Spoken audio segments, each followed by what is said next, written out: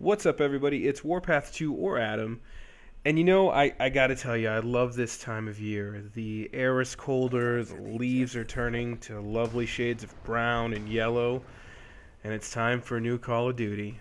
So, as you can see, this is a Black Ops 2 gameplay in the background. I want to get on, just quickly tell you kind of my first impression, my first thought of the game. I've put in about 8 or 9 hours into it so far. I played pretty much almost all last night and then some today as well. I want to give you an overview versus just trying to post like high kill games or anything like that. So let's get started. First, I'm just going to give you my overall impression. I like the game. It has so much potential to be better than it currently is. There are some issues with it, but overall it's a pretty good experience. There's a couple things I'm going to hit on specifically here. A couple things are just pet peeves of mine, and a lot of things that are good about the game too. So first, hit detection. Hit detection is horrendous in this game. It could just be because of all the people who are on tonight and overnight last night. It could be connection based, but it seems like it takes 9 or 10 bullets sometimes to put somebody down, and that's crazy. Even with an assault rifle, that's a lot of bullets for not a lot of reward. So I'm not really a big fan of that right now. And matchmaking along with that. Matchmaking doesn't really seem to be based on connection, because there's almost always one side that seems to have a connection advantage. Along with the hit detection is like a time to kill ratio. Again, regardless of the gun I'm using or what I'm shooting with or who I'm shooting, regardless of the damage, it just seems like there's a lot. I know you guys are going to see some kill cams out there that are going to have 9 or 10 bullets. I counted at least 4 or 5 today. So hopefully this is something that fixes itself, or that they're recognizing as an issue and they're looking to fix soon. So another kind of pet peeve of mine is lethal, what I'm calling a timeout. So if you have a grenade and you try and throw it as soon as the match starts, you can throw it, but it won't do anything. It is timed out. So it throws, nothing happens, no one can die from it. You have to wait, I think it's 5 seconds, which is insane. I understand that they're trying to make it to where people don't just get killed immediately, but that's half the fun of it. If I want to throw a grenade, and if somebody's stupid enough to be at the middle of the map where I threw it, that's not my problem. But we also get punished for it.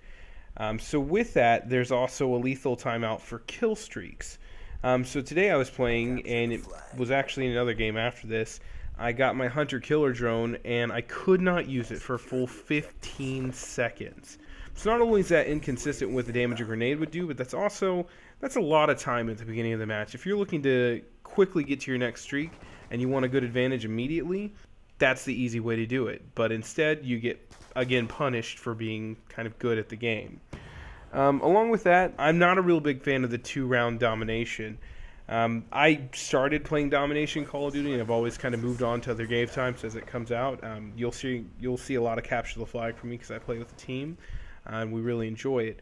But I'm not a big fan of the 2-round domination, especially if you're on a team that's terrible. And this happens, it seems like, all the time to a lot of players, not just me, but a lot of players who are good seem to have to carry the team. And I know that was something they thought would change, and maybe it will over time, but it's not going to change overnight. So Treyarch needs to realize that either 2-round is not good enough, or they need to maybe switch up the teams. That would be an interesting idea. Or make it optional. I don't always want to play 2-round domination. If I play domination, I want the standard kind of domination experience without going into ground war. So that's kind of a pet peeve of mine.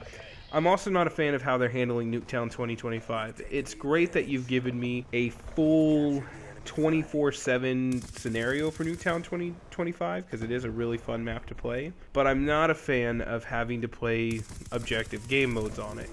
Most people who are going to go into Nuketown 2025 are just people looking to have fun from the normal maps and take kind of a break there. Instead, you're throwing people into Search, into Headquarters. These often unused game types, unless you're competitive or you're playing as a team or something like that. Stick to TDM, Kill Confirmed, or Domination. I really don't want to play Headquarters on it because it's too crazy. I don't want to play Search because, again, it's too easy to get killed way early. So I would say just put it back to the way it used to be, because I really prefer it that way, and I know a lot of other people are as well. So that's really going to wrap up the bad things. Let's talk about the good things really quickly. There's some really good weapons in this game. I'm going to tell you guys about one of mine that, one of my favorites that I don't think is going to get used very often, unfortunately, and that's the PDW-57. This is a fantastic submachine gun. To me, it's a lot like the P90 was in Modern Warfare 3 before they started buffing all the guns and making everything stronger.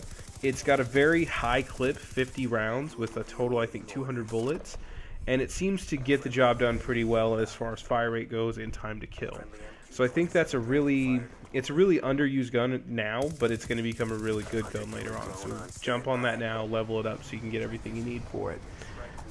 Shock charges also are insane.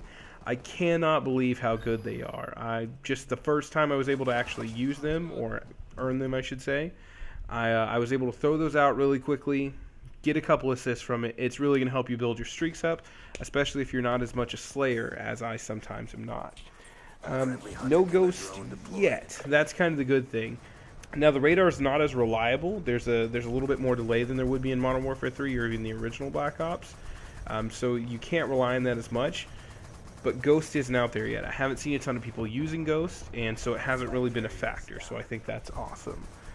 Also, the map design is really good. I love a lot of these maps. I only have a problem with a couple. I was hoping Carrier would be much better than it is, but it's really just kind of a camp fest. A lot of people get on top of the planes or find high spots and just kind of camp and wait to kill you, so I'm not a big fan of that.